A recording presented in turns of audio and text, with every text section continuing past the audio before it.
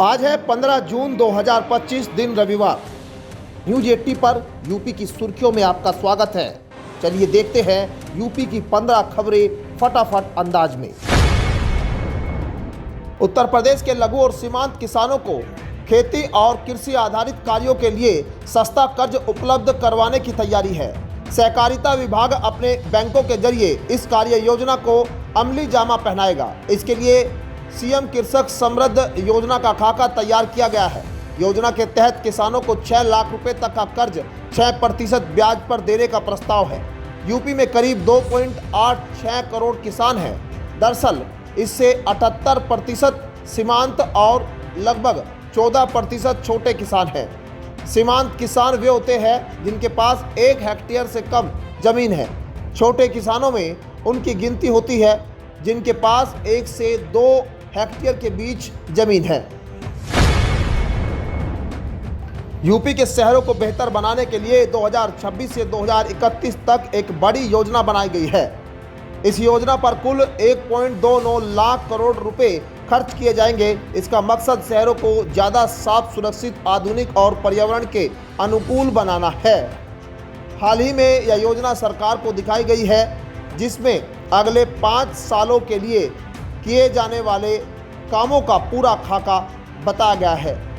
इसमें सड़कों, नालों और दूसरे बुनियादी ढांचों को सुधारने के साथ लोगों की जिंदगी आसान बनाने की कोशिश की जाएगी। योजना में बच्चों, महिलाओं, बुजुर्गों और जानवरों की ज़रूरतों का ध्यान रखा गया है। साथ ही तकनीक और पर्यावरण से जुड़ी चीज़ों को भी महत्व दिया गया है। यूपी सरकार का नगर विकास विभाग 324.56 करोड़ रुपए से प्रदेश में 2700 स्मार्ट क्लास रूम बना रहा है। एक आधिकारिक बयान में यह जानकारी दी गई है। बयान में कहा गया है कि योगी आदित्यनाथ की मंशा के अनुरूप नगर विकास विभाग ने प्रदेश के शहरी क्षेत्रों के स्कूलों, विशेष रूप से परिषदीय स्कूलों में शिक्षा को डिजिटल और आधुनिक स्वरूप देने के उद्देश्य से यह बड़ा कदम उठाया है। नगर विकास विभाग द्वारा संचालित विभिन्न योजनाओं के तहत लगभग 324.56 करोड़ रुपए की लागत से 2700 से अधिक स्मार्ट क्लासरूम की स्थापना की गई है, जिनमें से लगभग 1780 स्मार्ट क्लासरूम पूरी तरह तैयार होकर संचालित है। यूपी के मुख्यमंत्री योगी आदित्यनाथ का dream project Gorakhpur link expressway सिर्फ आवागमन सुगमता में ही मील का पत्थर नहीं बनेगा, बल्कि यह औद्योगिक विकास की रफ्तार को भी तेज गति देगा। यह एक्सप्रेसवे हजारों करोड़ रुपए के निवेश को आकर्षित करने में भी मददगार बनेगा। दरअसल शानदार कनेक्टिविटी की सौगात देने के फैसले के साथ ही योगी सरकार ने इस लिंक एक्सप्रेसवे के दोनों किनारों पर इंडस्ट्रियल कॉरिडोर बसाना शुरू कर दिया था।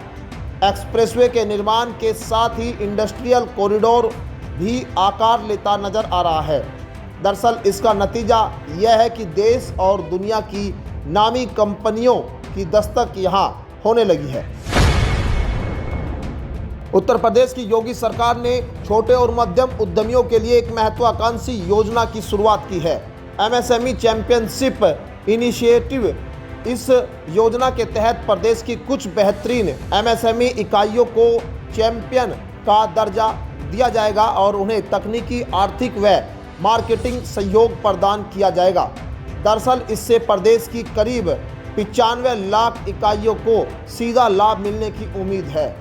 इस योजना का प्रस्ताव उत्तर प्रदेश लघु उद्योग निगम लिमिटेड ने तैयार किया था, जिसे राज्य सरकार की स्वीकृति मिल चुकी है। इसका उद्देश्य काबिल, आत्मनिर्भर और संभावनाशील इकाइयों को पहचानकर उन्हें विशेष सहयोग देना है। उत्तर प्रदेश में गरीब परिवारों को कमाऊ मुखिया की मृत्यु होने पर आर्थिक सहायता पहुंचाने के लिए राष्ट्रीय पारिवारिक लाभ योजना और सुविधाजनक बनाया गया है। आवेदन से लेकर भुगतान तक की पूरी प्रक्रिया ऑनलाइन है। इससे आवेदकों को सरकारी कार्यालयों तक दौड़ नहीं लगानी होगी। सहायता राशि उपलब्ध कराने के लिए 75 दिन की समय सीमा भी तय की गई है। राष्ट्रीय पारिवारिक लाभ योजना में 18 से 60 वर्ष तक के कमाऊ मुखिया की मृत्यु पर परिवार को 30,000 रुपये की सहायता राशि दी जाती है। इसकी पात्रता के लिए शहरी क्षेत्र में 56,460 रुपये और ग्रामीण क्षेत्र में 40,080 रुपये की आय सीमा निर्धारित है। उत्तर प्रदेश में अयोध्या विकास प्राधिकरण ने मास्टर प्लान 2031 के तहत राम मंदिर के आसपास ऊंची इमारतों के निर्माण पर रोक लगा दी है। दरअसल एडीए ने यह कदम राम मंदिर की सौहार्द और आध्यात्मिक पवित्रता को बनाए रखने के प्रयास में उठाया है। अयोध्या में नवनिर्मित राम मंदिर में पिछले वर्ष 22 जनवरी को प्रधानमंत्री नरेंद्र मोदी के नेतृत्व में रामलला की प्राण प्रतिष्ठा की गई थी। तब से मंदिर निर्माण के विस्तार और अन्य योजनाओं पर लगातार काम चल रहा है। एडीए ने अयोध्या में विभिन्न स्थानों पर नोटिस बोर्ड लगाना शुरू कर दिया है, जिससे नए नियमों को स्पष्ट रूप से रेखांकित किया गया है। भारतीय रिजर्व बैंक द्वारा रेपो रेट में 50 बेसिस पॉइंट की कटौती करने के बाद कई बैंकों ने अपने लेंडिंग रेट में कटौती की है। बता दें कि इसी कड़ी में अब भारत के सबसे बड़े सरकारी bank state bank of India ने लैंडिंग रेट्स में 50 बेसिस पॉइंट्स की कटौती की है। एसबीआई से पहले 12 जून को बैंक ऑफ बड़ौदा ने अपनी ब्याज दरों में कटौती की थी, जिससे होम लोन सस्ता हुआ था। रेपो रेट में कटौती होने से बैंकों को केंद्रीय बैंक से कम दरों पर लोन मिलता है, जिसके चलते बैंक ग्राहकों को होम लोन सस्ती दरों पर देते हैं। एसबीआई ने लैंडिंग लोन रेट्स में जो भी बदलाव किए हैं वह 15 जून 2025 यानी आज से प्रभावी होगी। आगरा से अग्निवीर भर्ती रैली का परीक्षा कार्यक्रम जारी कर दिया है। यूपी के आगरा, मथुरा, अलीगढ़ और झांसी में 30 जून से 10 जुलाई तक सामान्य प्रवेश परीक्षा होगी। अग्निवीर के विभिन्न पदों के लिए 12 जिलों के 85,000 युवाओं ने पंजीकरण कराया है। 16 जून से निर्धारित तिथियों में सभी युवाओं को परिचय पत्र जारी होंगे। प्रवेश परीक्षा और उत्तीर्ण युवाओं को रैली भर्ती में शामिल होने का मौका मिलेगा। आपको बता दें कि भर्ती रैली के आयोजन की अलग से तिथि जारी होगी। यह रैली आगरा में होगी। आगरा, मथुरा, झांसी और अलीगढ़ में ऑनलाइन परीक्षा होगी। बता दें कि यह परीक्षा 30 जून से लेकर 10 जुलाई तक होगी। उत्तर प्रदेश के वाराणसी नगर निगम में बैठक के दौरान एक महत्वपूर्ण प्रस्ताव पास किया गया है, जो इन दिनों पूरे जनपद में चर्चा का विषय भी बना हुआ है। दरअसल वाराणसी नगर निगम के क्षेत्र में आने वाले किसी भी जगह पर अगर कोई व्यक्ति गंदगी कूड़ा फेंकता है और इससे संबंधित तस्वीर को अगर कोई भी व्यक्ति स्मार्ट काशी ऐप पर साझा करता है तो उसे 500 रुपये दिया जाएगा। वाराणसी नगर निगम के जनसंपर्क अधिकारी ने बताया है कि काशी स्मार्ट ऐप को अपग्रेड किया जा रहा है, जिसके माध्यम से फोटो भेजने वाले व्यक्ति की सभी आवश्यक डिटेल को उस पर आसानी से अपलोड किया जा सके। ऐप अपग्रेड होने के बाद फोटो भेजने वाले व्यक्ति को 500 रुपये प्रोत्साहन राशि के रूप में प्रदान किया जाएगा। उत्तर प्रदेश में विकास की रफ्तार अब और तेज होने जा रही है। मुख्यमंत्री योगी आदित्यनाथ के नेतृत्व में प्रदेश सरकार ने सड़क और एक्सप्रेसवे नेटवर्क को मजबूत करने की दिशा में एक और बड़ा कदम उठाया है। सरकार ने 4 नई एक्सप्रेसवे परियोजनाओं की घोषणा की है, जिन पर कुल 1050 करोड़ रुपए खर्च किए जाएंगे। इन परियोजनाओं का उद्देश्य सिर्फ सड़क संपर्क को बेहतर बनाना नहीं है, बल्कि औद्योगिक, सामाजिक और आर्थिक विकास को भी नई दिशा देना है। इन 4 परियोजनाओं में सबसे बड़ी योजना आगरा लखनऊ एक्सप्रेसवे से हरदोई और फर्रुखाबाद को जोड़ने की है। यह एक ग्रीनफील्ड एक्सप्रेसवे होगा। मैनपुरी के किसनी तहसील क्षेत्र में लिंक एक्सप्रेसवे के निर्माण के लिए 11 गांवों के 450 से अधिक किसानों की जमीन का अधिग्रहण किया जाएगा। यूपीडा ने एक्सप्रेसवे कनेक्टिविटी को बेहतर बनाने के लिए यह कदम उठाया है।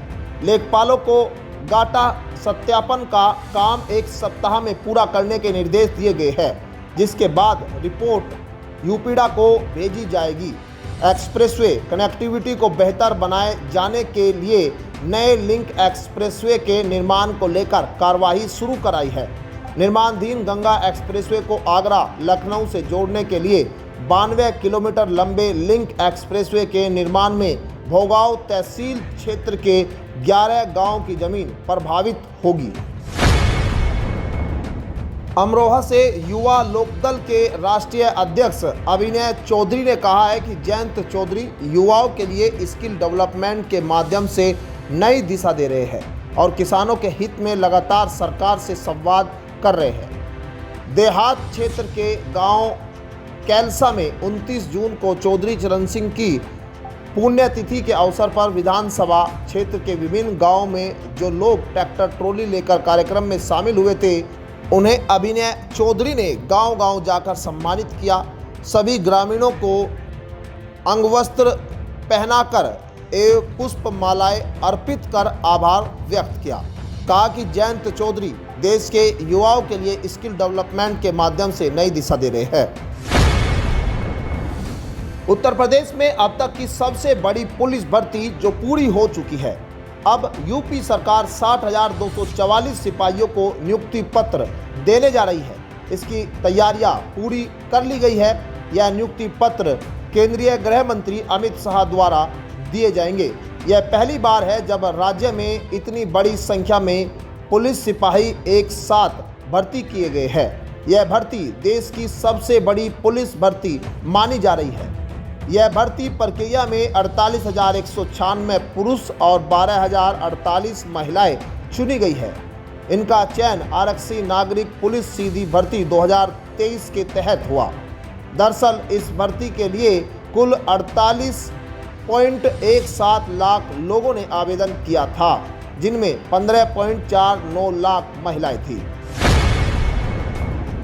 उत्तर प्रदेश में इन दिनों भीषण गर्मी पड़ रही है। लू के थपेड़े के चलते लोगों का घर से निकलना मुश्किल हो गया है, लेकिन अब मौसम विभाग ने गुड न्यूज़ दी है। यूपी में कई जिलों में मेघ गर्जन के साथ बारिश की संभावना जताई गई है। हालांकि कुछ जिलों में उष्ण लहर की भी चेतावनी दी गई है। रविवार से मौसम में तेजी से बदलाव आएगा। प्रदेश के कई हिस्सों में बारिश होगी, जिसमें लोगों को राहत मिलेगी।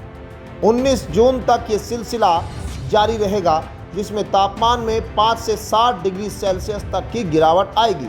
मौसम विभाग के मुताबिक 15 जून से मौसम में तेजी से बदलाव आएगा, जिसके बाद प्रदेश में बारिश का सिलसिला शुरू होगा। तो ये थी आज की 15 फटाफट खबरें। अगर आपको वीडियो पसंद आया तो वीडियो को लाइक, शेयर व कमेंट जरूर करें। धन्यवाद।